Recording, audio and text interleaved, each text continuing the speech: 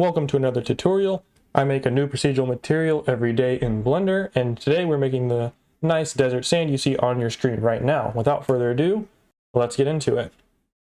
If you want to set up your scene exactly like me, just get yourself an icosphere, subdivide it, put it in the middle, get yourself a camera, point it at the icosphere, and for the lighting, you go to render settings. I'm simply turning off scene world, and using this built-in HDRI, we're going to be using the forest one that Blender already has installed. Then simply head over to the shading workspace and you're good to go. Just go back to your rendered right here. Then you hit this drop down right here and go to object shading. And then with your icosphere selected, press new and name your material sand. And then we'll get started. First things first, we're gonna hit Shift A and search up a noise texture like this. Then go ahead and make sure you have the Node Wrangler add-on checked in your preferences. To do that, just go to Edit, Preferences, Add-ons, and search up Node Wrangler and check the box. Then with the noise texture selected, press Ctrl and T, then you get this. So then we'll just take the object from this texture coordinate into our mapping node. Control Shift and left click on the noise texture to preview what we have going on here. And we have this. So then on this guy, we're simply going to take him, hit Shift A, add a color ramp on the other side, right here. And then we can change the scale on this to 100. And then the detail to 16. And the roughness to a 0.8. And this is going to be the grain of our sand. Then I'm just going to take this black and position it at a 0.25 and the white at a 0.75 to up the contrast between the height and stuff like that. Then I'm just going to select both the noise texture and the color ramp and hit Control Shift and D, which will duplicate them and keep our vector here. Then I'm just going to grab everything and move it a little bit over here. Then on this noise texture, we're going to switch the scale to 150.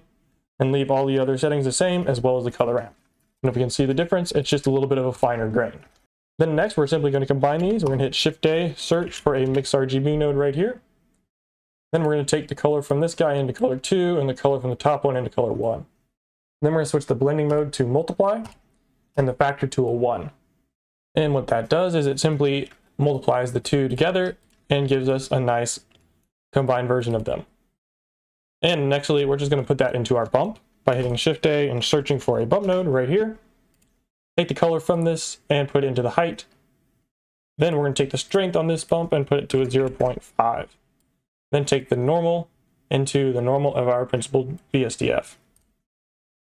Then we're going to hit Shift A and search up another color ramp like this.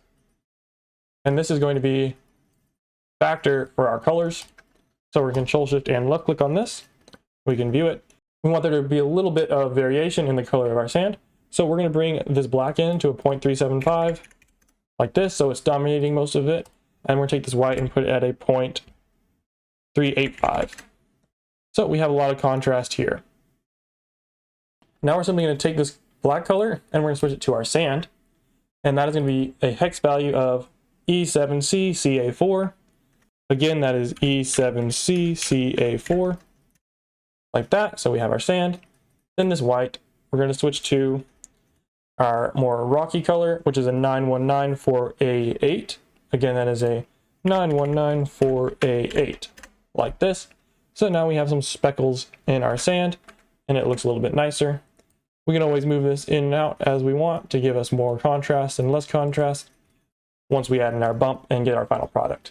Then we'll just take this color and move it into our base color here. Then we Control Shift and left click on our principled BSDF.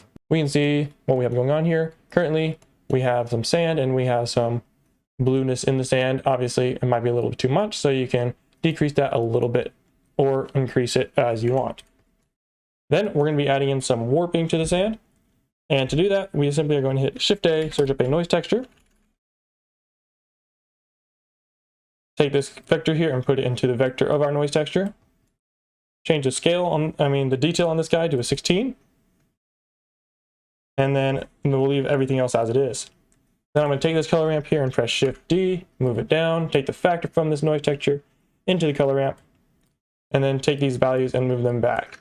If we Control Shift and left click this guy, we can see that we have some nice bump that will be factored in. So then we're just going to hit Shift A, search up a bump node, like this, take the color from the color ramp into our height, and then switch the strength to a 0.2. Then take the normal into the normal of this bump. And then we can Control Shift and left click our principled shader once again. And we are getting a nice fine sand here. Then on our roughness, we're just going to want to switch that to a 0.8. Like this. Anyway, that is the finished material. And hopefully you can use this in some of your renders as some like nice sand to go with some desert buildings you're making. Anyways, I'll see you all in the next one.